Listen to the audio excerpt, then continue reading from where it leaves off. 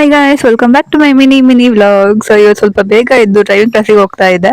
ಹೋಗಿ ನೋಡಿದ್ರೆ ಪಿಕಪ್ ಮಾಡೋದಕ್ಕೆ ನಾ ಬಂದೇ ಇಲ್ಲ. ಸೊ ವೇಟ್ ಮಾಡ್ಬೇಕಾಗಿ ಬಂತು. ಕೊನೆಗೆ ಬಂದು ಪಿಕಪ್ ಮಾಡಿದ್ರು. ನನ್ನ ಸೆಕ್ಷನ್ ಕಂಪ್ಲೀಟ್ ಆಯಿತು.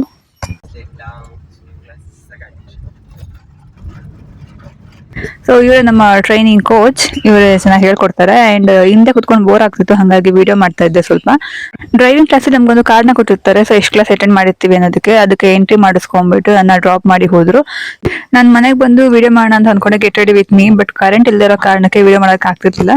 ಸೊ ಒಂದ್ ಕಡೆ ಕ್ಯಾಮ್ರಾ ಫಿಕ್ಸ್ ಮಾಡಿ ನೋಡಿದೆ, ಫುಲ್ ಬ್ಲರ್ ಅಂತ ಅನ್ನಿಸ್ತಿತ್ತು. ಸೊ ಕೊನೆಗೂ ಕರೆಂಟ್ ಬಂತು. ಸೊ ಕ್ಯಾಮ್ರಾನ ಒಂದ್ ಕಡೆ ಫಿಕ್ಸ್ ಮಾಡ್ಬಿಟ್ಟು ರೆಡಿ ಆಗಿ ಶುರು ಆದೆ. ಫಸ್ಟ್ ನಾರ್ಮಲ್ ಕ್ರೀಮ್ ಎಲ್ಲರೂ ಹಚ್ಕೊಳ್ತಾರೆ ಫೇರ್ ಅಂಡ್ ಲವ್ಲಿ. ಆಮೇಲೆ ನೆಕ್ಸ್ಟ್ ಐಬ್ರೋ ಫಿಲ್ಲಿಂಗ್ ಮಾಡ್ಕೊಂಡೆ.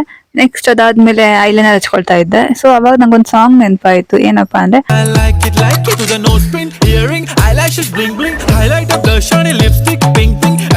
ಲೈಟ್ ಆಗಿ ಮೇಕಪ್ ಕಂಪ್ಲೀಟ್ ಆಯ್ತು. ಸೊ ತಿಂಡಿ ಮಾಡೋಣ ಅಂತ ಕುತ್ಕೊಂಡು ಉಪ್ಪಿಟ್ಟು ಮಾಡಿದ್ರು. ಸೊ ತಿನ್ಕೊಂಡು ಹೇರ್ ಡ್ರೈ ಮಾಡ್ಕೊಂಡು ಆಚೆ ಬಂದು ನೋಡಿದ್ರೆ ನನಗೊಂದು ದೊಡ್ಡ ಶಾಕಿಂಗ್ ನ್ಯೂಸ್. ಏನಪ್ಪಾ ಅಂದ್ರೆ ನನ್ನ ಗಾಡಿ ಈ ವ್ಯವಸ್ಥೆ ಮಾಡಿದ್ರು. ಈ ವ್ಯವಸ್ಥೆ ಮಾಡಿದಂತ ಮೇನ್ ಕಾರಣಗಳು ಈ ತ್ರಿಮೂರ್ತಿಗಳು. ಸೊ ಇವರಿಗೆಲ್ಲ ಫುಲ್ ಚೆನ್ನಾಗಿ ಬೈದ್ಬಿಟ್ಟು ಕ್ಲಾಸ್ ತಗೊಂಡು ಡ್ಯೂಟಿಗೆ ಹೊರಟೆ. ಈವ್ನಿಂಗ್ ಬತ್ತ ಸೀಟ್ ಕವರ್ ಹಾಕಿಸ್ಕೊಂಡ್ ಬಂದೆ. ಬಟ್ ಯೂಶಲಿ ಎಲ್ರ ಗಾಡಿ ಎಷ್ಟು ಹಾಳಾಗ್ಬೋದು ಹೇಳಿ 1 ಇಯರ್ಗೆ?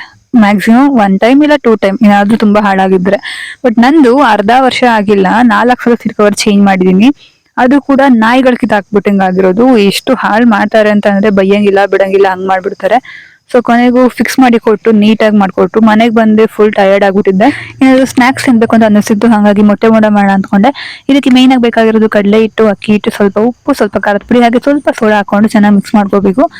ಆಮೇಲೆ ಮೊಟ್ಟೆನ 4 ಭಾಗ ಮಾಡ್ಕೋಬೇಕು. ಮಾಡ್ಕೊಂಡ್ಬಿಟ್ಟು ಅದನ್ನ ಕಡಲೆ ಹಿಟ್ಟೊಳಗೆ ಮಿಕ್ಸ್ ಮಾಡಿ ಕೊಂಡ ಹಾಕಿದ್ರೆ ಆಯ್ತು.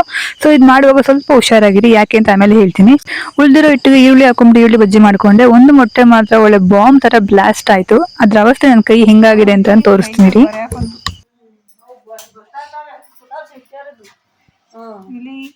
ಎಣ್ಣೆ ಹಚ್ಕೇಳಕತ್ತಾರ ಇವಾಗ ಅವ್ರು ಸಡನ್ ಒಂದು ಮೊಟ್ಟೆ ಬ್ಲಾಸ್ಟ್ ಆದ್ರೆ ಕೈಯೆಲ್ಲ ಹಿಂಗ್ ಉರಿಯುತ್ತೆ ಗೊತ್ತಾ. ಬಿಸಿ ಎಣ್ಣೆ ಆರಿರೋದಕ್ಕೂ ಅದಕ್ಕೂ ಫುಲ್ ರೆಡ್ ಅಂತ ಅನಿಸ್ತಿತ್ತು. ಅದಕ್ಕೆ ಅಮ್ಮ ಎಲ್ಲ ಕಡೆಗೂ ಕೂಡ ಎಣ್ಣೆ ಹಚ್ತಾ ಇದ್ರು. ಸೊ ನೆಕ್ಸ್ಟ್ ಊಟ ಮುಗಿಸ್ಕೊಂಡು ಸ್ವಲ್ಪ ಕೆಂಜಿ ಜೊತೆ ಟೈಮ್ ಸ್ಪೆಂಡ್ ಮಾಡ್ಕೊಂಡು ಮಲ್ಕೊಂಡೆ. ಮಾರ್ನಿಂಗ್ ಎದ್ದು ಕೈ ನೋಡ್ಕೊಂಡ್ರೆ ಒಂದು ಮೊಟ್ಟೆ ಆಗ್ಬಿಟ್ಟಿದೆ ಕೈ ಮೇಲೆ.